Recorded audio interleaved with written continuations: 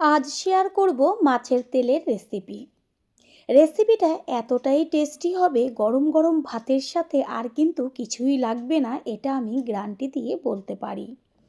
একটা স্পেশাল মশলা ব্যবহার করলে যে এতটা টেস্টি হতে পারে, যেটা রান্না করে খাওয়ার পরেই বুঝতে পারবেন। নমস্কার বন্ধুরা, শ্বশুর বৌমা রান্নাঘর অ্যান্ড ব্লগ চ্যানেলে সকলকে স্বাগত। তাহলে কি করে তৈরি করব সেটাই দেখে নেওয়া যাক।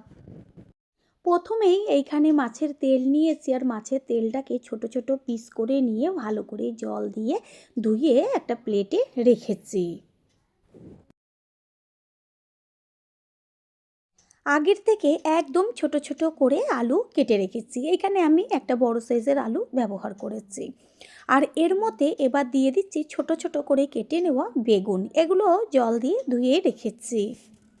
বেগুন দেওয়ার পরে এর মধ্যে দেব কুচিয়ে নেওয়া পেঁয়াজ। এখানে বড় সাইজের 1.5খানা পেঁয়াজ আমি ব্যবহার করেছি, যেহেতু তেলের রেসিপি সেই কারণে পেঁয়াজটা বেশি দিতে হবে। দিয়ে দিয়েছি থেতো করে নেওয়া রসুন আর গ্রেট করা আদা। আর এইখানে 1.5খানা বড় টমেটো আমি একদম ছোট ছোট করে কুচিয়ে দিয়েছি। এবার দিয়ে দেব যে তেলগুলো কেটে রেখেছি সেই তেল। মাছের তেল তো অনেক রকমভাবে রান্না করে খেয়েছেন, একবারের জন্য হলেও ঠিক এইভাবেই রেসিপিটি ট্রাই করবেন, মুখের থেকে স্বাদ যাবে না। সব মাছের তেলগুলো দেওয়া হয়ে গেল। জায়গাটা ছোট হবার কারণে একটা বড় জায়গার মধ্যে সমস্ত কিছু একসাথে ঢেলে নিলাম। এরপর দেব কালারের জন্য কাশ্মীরি লঙ্কার গুঁড়ো, এটা অপশনাল, আমি পরে কাঁচা লঙ্কা ব্যবহার করব। দিয়ে দিচ্ছি ছোটো চামচের 1 চা চামচ ধনের গুঁড়ো, আর দেব স্বাদ অনুযায়ী লবণ, কালারের জন্য পরিমাণ মতন হলুদ গুঁড়ো। এই পর্যায়ে আমি আর কোনো রকম মশলা ব্যবহার করব না। আর দেব 1 চা চামচ মতন সর্ষের তেল। এবার হাত দিয়ে ভালো করে মেখে নেব। পুরনো বন্ধুদের সবসময় আমাদের পাশে এইভাবে ভালোবেসে সাপোর্ট করার জন্য অনেক অনেক ভালোবাসা। হাত দিয়ে একটু সময় নিয়ে ভালো করে মেখে নিতে হবে। তারপরে এর মধ্যে দিয়ে দিলাম চিড়ে নেওয়া কাঁচা লঙ্কা। এবার এটাকে রেস্টে রেখে দেব। এটা রেস্টে থাক কিছুক্ষণ। অন্যদিকে গ্যাসের ওভেনে আমি একটা কড়াই বসিয়ে তারপর এর মধ্যে দিয়ে দিচ্ছি 1 চা চামচ 5 ফোড়ন। গ্যাসের ফ্লেম লো করে দিয়ে 5 ফোড়নটাকে ভালো করে ভেজে নিতে হবে। এই যে 5 ফোড়ন, এইটাতে যে রেসিপির টেস্ট কতটা টেস্টি হতে পারে, যে খাবে সেই জানতে পারবে। সামান্য যখন একটু চটপট করে ফুটতে শুরু করবে আর একটা হালকা গন্ধ বেরোবে, ঠিক তখনই গ্যাসটা অফ করে দিয়ে এটাকে একটা প্লেটে ঢেলে নিতে হবে। 5 ফোড়নটা নাবিয়ে নিয়ে ঠান্ডা করে গুঁড়ো করে নেব। আর এদিকে কড়াইয়ের মধ্যে দিয়ে দিয়েছি 1 চা চামচ সর্ষের তেল। তেল কিন্তু একদমই বেশি দেবেন না। আমি ওইখানে দেখলেন অতগুলো সবজির মধ্যে আমি 1 চামচ তেল ব্যবহার করেছি, আর এইখানে 1 চামচ তেল দিলাম। এতেই কিন্তু রেসিপি একদম কমপ্লিট হয়ে যাবে। দেখতে থাকুন। এবার সমস্তটা যে মেখে রেখেছিলাম সেগুলো একসাথে কড়াইয়ের মধ্যে ঢেলে দিলাম। গ্যাসের ফ্লেম প্রথমে হাই করে দেব। আর এই গ্যাসের ফ্লেম হাই করার পরই যে তেলগুলো দিয়েছি এগুলো কিন্তু গলতে শুরু করবে, আর সবজিটাও খুব সুন্দরভাবে এর সাথে সিদ্ধ হয়ে যাবে। দেখাই যাচ্ছে তেলটা কড়াইতে জাল হওয়ার সাথে সাথেই চারদিকে তেল বেরোতে শুরু করেছে। কোনো রকম কিন্তু ভুলেও একটু বেশি তেল ব্যবহার করবেন না। গ্যাসের ফ্লেম এবার লো করে দিয়ে একটা ঢাকনা চাপা দিয়ে দেব। আর কিন্তু কোনো কিছু এর মধ্যে প্রয়োজন নেই, জল তো একদমই দেবেন না। সবজিটা সিদ্ধ হতে থাক। অন্যদিকে আমি যে পাঁচফোড়নটা শুকনো খোলায় ভেজে রেখেছিলাম সেটা থেতনির মধ্যে একটু সামান্য থেতো করে নিলেই খুব সুন্দরভাবে গুঁড়ো হয়ে যাবে। গুঁড়োটা করে নেওয়া হয়ে গেল। অন্যদিকে ঢাকনাটা সরিয়ে দিয়ে আমি দেখিয়ে দিচ্ছি যে কতখানি তেল ছেড়েছে, আর সবজির থেকেও জল বেরিয়েছে, যেহেতু মেখে রেস্টে রেখেছিলাম। এতেই কত সুন্দরভাবে সমস্ত সবজি সিদ্ধ হয়ে যাবে। একটু খুন্তি দিয়ে ওপর নিচ করে নেড়েচেড়ে দেওয়া হলো। যেহেতু ছোট ছোট করে আলু আর বেগুন কেটে দিয়েছি সেই কারণে সিদ্ধ হতে বেশি সময় লাগবে না। আমি চেক করে দেখিয়ে দিচ্ছি এখনই কত সুন্দরভাবে সিদ্ধ হয়ে গেছে। গ্যাসের ফ্লেম হাই করে দেব। আর যে 5 ফোড়নের গুঁড়োটা তৈরি করে রেখেছিলাম এবার সেটা ওপরে খুব সুন্দরভাবে ছড়িয়ে দিয়ে তারপর খুন্তি দিয়ে ভালো করে নেড়েচেড়ে মিশিয়ে নেব। প্রথমবার যারা আমাদের চ্যানেল ভিজিট করছেন তাদের আন্তরিক শুভেচ্ছা ও অনেক ভালোবাসা। আমাদের রেসিপিগুলো যদি ভালো লেগে থাকে সাবস্ক্রাইব করে দেওয়ার অনুরোধ রইল ও পাশে থাকা বেল আইকনে ক্লিক করলে পরবর্তী ভিডিওগুলো সবার আগে আপনাদের কাছেই পৌঁছে যাবে। দেখা যাচ্ছে কত তেল ছেড়েছে চারদিকে, আর কালারটাও তেমন হয়েছে। একদম 5 মিনিটে দুর্দান্ত স্বাদের একটা রেসিপি তৈরি হয়ে যাবে।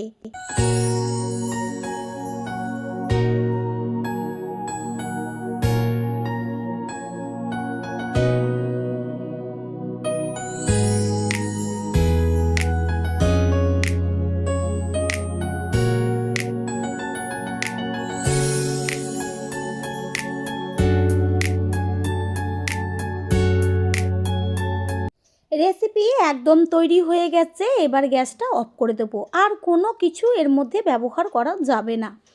এবার একটা প্লেটে তুলে নেব। তৈরি হয়ে গেল আজকের রেসিপি। আশা করি রেসিপিটি ভালো লাগলো।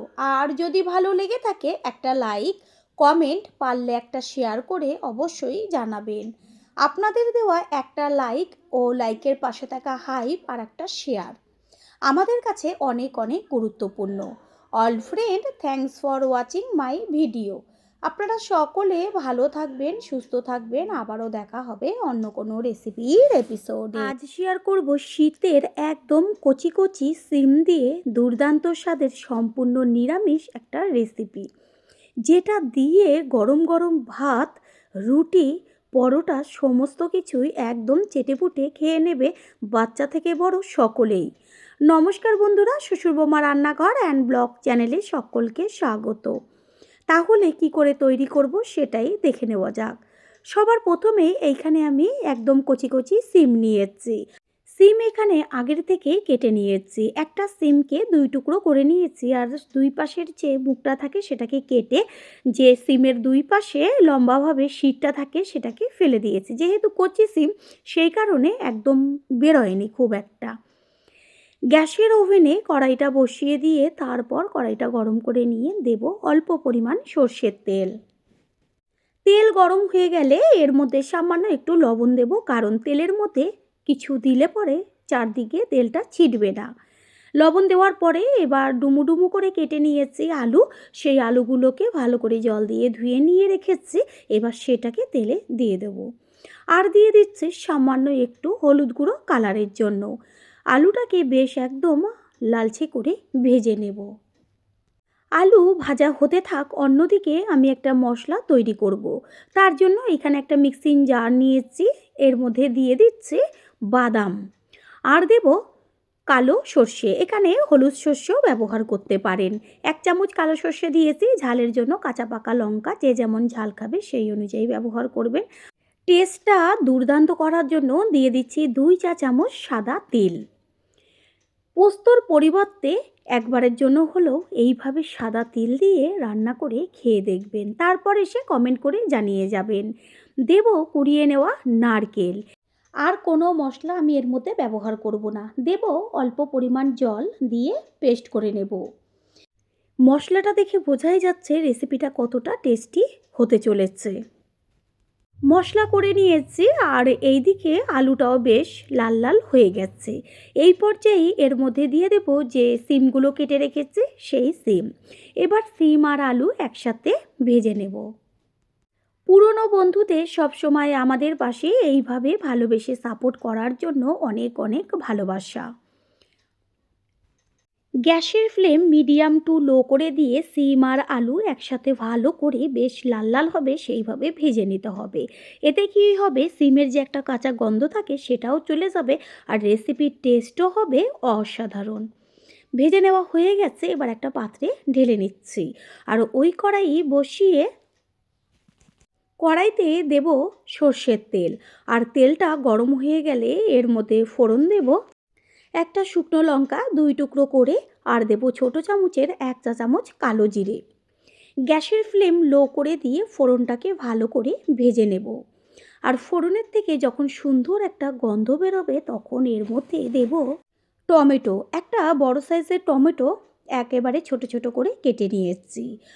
আর এর মধ্যে টমেটোটা তাড়াতাড়ি মজে আসার জন্য দেব সামান্য পরিমাণ লবণ। গ্যাসের ফ্লেম লোতে রেখে টমেটোটাকে তেলের মধ্যে ভালো করে ভেজে নিতে হবে। টমেটোর যদি কাঁচা গন্ধ থেকে যায় তাহলে কিন্তু রেসিপিতে সেই টেস্ট আসে না। এইখানে মশলা ভালো করে পেস্ট করে রেখেছি। টমেটোটা মুজে গেছে আর কাঁচা গন্ধটাও চলে গেছে। এই পর্যায়ে খুন্তি দিয়ে একটু ভেঙে চুরিয়ে দেব, আর এর মধ্যে দিয়ে দেব যে মশলাটা পেস্ট করে রেখেছি সেই মশলাটার সাথে সাথে তেলে খুন্তি দিয়ে ভালো করে নেড়ে চেড়ে দিয়ে মিশিয়ে নিতে হবে, গ্যাসের ফ্লেম একদম লোতে রেখে। মশলার মধ্যে দেব পরিমাণ অনুযায়ী হলুদ গুঁড়ো কালারের জন্য, আর দেব স্বাদ অনুযায়ী লবণ আর হলুদ মশলার সাথে মিশিয়ে নেব। প্রথমবার যারা আমাদের চ্যানেল ভিজিট করছেন তাদের আন্তরিক শুভেচ্ছা ও অনেক ভালোবাসা। আমাদের রেসিপিগুলো যদি ভালো লেগে থাকে সাবস্ক্রাইব করে দেওয়ার অনুরোধ রইল, ও পাশে থাকা বেল আইকনে ক্লিক করলে পরবর্তী ভিডিওগুলো সবার আগে আপনাদের কাছে পৌঁছে যাবে। মশলা বেশিক্ষণ ধরে কষাবার কোনো রকম দরকার নেই। গ্যাসের ফ্লেম মিডিয়ামে রেখে যখন দেখবেন যে উপরে হালকা একটু তেল ছাড়ছে, 3 থেকে 4 মিনিট, তারপরে এর মধ্যে দিয়ে দেব যে আলু আর সিমগুলো ভেজে রেখেছি সেগুলো। আলু সিম দিয়ে মশলার সাথে মিশিয়ে নিয়ে গ্যাসের ফ্লেম লো করে দিয়ে আরও 2 থেকে 3 মিনিট মতন একটু কষিয়ে নিতে হবে, কারণ আলু আর সিমের মধ্যে মশলাটা যাবে।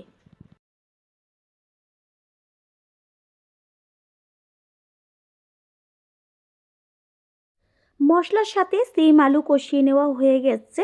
এই সময় এর মধ্যে দেব উষ্ণ গরম জল। জলের পরিমাণ বেশি দেওয়ার দরকার নেই, কারণ সিম আলু তো ভাজাই আছে আগে থেকে। আর একটা কথা, এটা বেশ একটু মাখা মাখা হবে, সেটাতেই কিন্তু বেশি টেস্টি হবে। সেই কারণে জলের পরিমাণ অল্প দেব। প্রথমে জলটা দেওয়ার পরে গ্যাসের ফ্লেম হাই করে দেব। জল যখন টকবক করে ফুটতে শুরু করবে তখন একটা ঢাকনা চাপা দিয়ে দেব, গ্যাসের ফ্লেম মিডিয়াম করে। কিছুক্ষণ বাদে ফিরে এসে কড়াইয়ে ঢাকনাটা সরিয়ে দিয়ে খুন্তি দিয়ে ওপর নিচ করে মিশিয়ে দেবো, আর গ্যাসের ফ্লেম হাই করে দেব।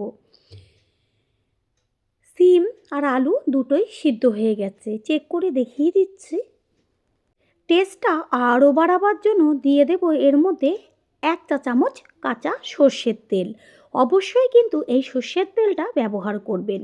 তেলটাকে ঝোলের সাথে ভালো করে মিশিয়ে নেব, আর দেব বেশ কিছুটা পরিমাণ কুচিয়ে নেওয়া ধনেপাতা। দেখা মাত্রই কিন্তু জিভের থেকে জল চলে আসবে, আর চারদিকে একদম গন্ধে ম ম করবে। গ্যাস অফ করে দেবো, আর এরকম ঝোল থাকা অবস্থাতেই নামাতে হবে। ঠান্ডা হলে বসে যাবে, দেখাই যাচ্ছে। কিছুক্ষণ আমি রেস্টে রেখেছিলাম, একদম কিন্তু মাখা মাখা হয়ে গেছে।